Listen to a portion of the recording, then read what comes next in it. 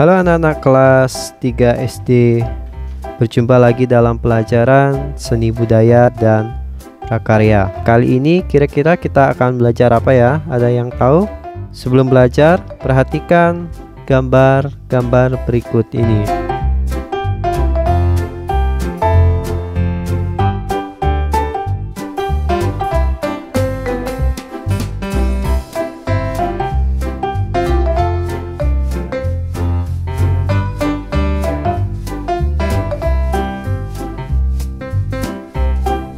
Nah, setelah melihat gambar, tentu kalian tahu apa yang akan kita pelajari di hari ini.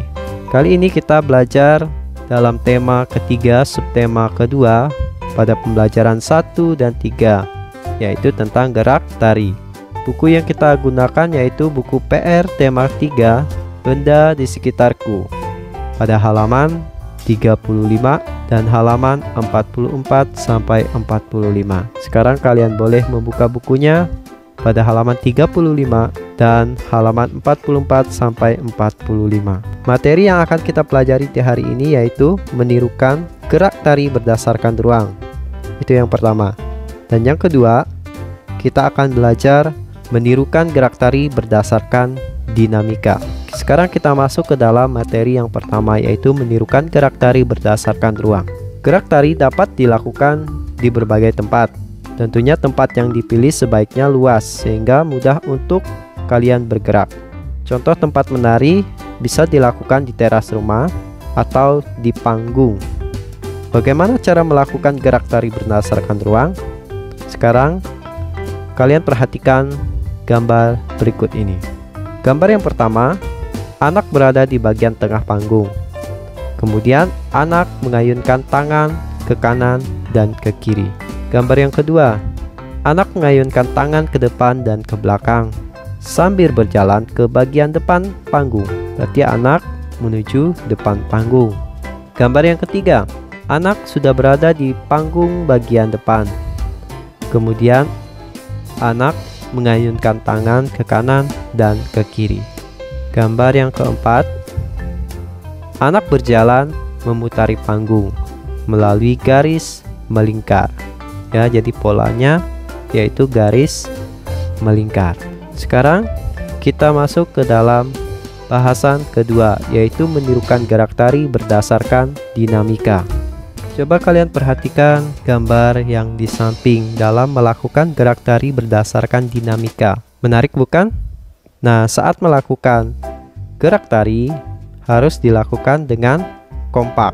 Berdasarkan dinamika berarti penggabungan gerak tari berdasarkan waktu, ruang, dan tenaga. Pada pembelajaran yang lalu kita sudah belajar tentang gerak tari berdasarkan ruang, gerak tari berdasarkan waktu dan tenaga. Nah, kali ini kita belajar gerak tari berdasarkan ruang.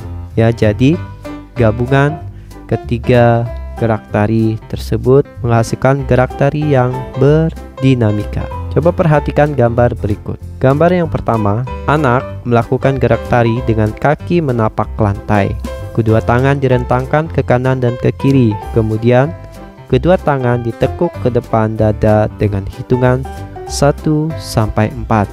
Jadi gerak tari tersebut termasuk ke dalam gerak tari lemah dengan waktu lambat. Kenapa gerak tari lemah?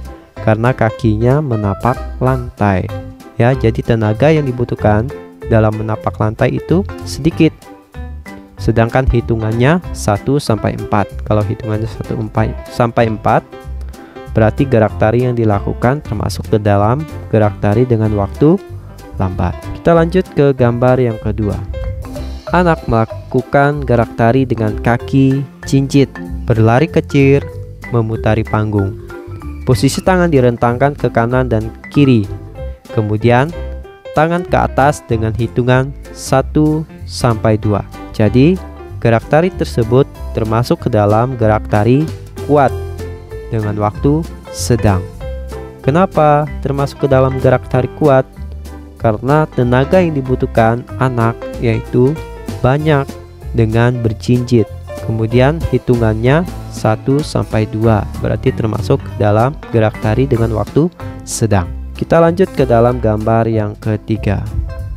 Anak berdiri berjajar dengan kaki jinjit, kemudian tangan direntangkan ke kanan dan ke kiri, kemudian jongkok dengan kaki tetap jinjit.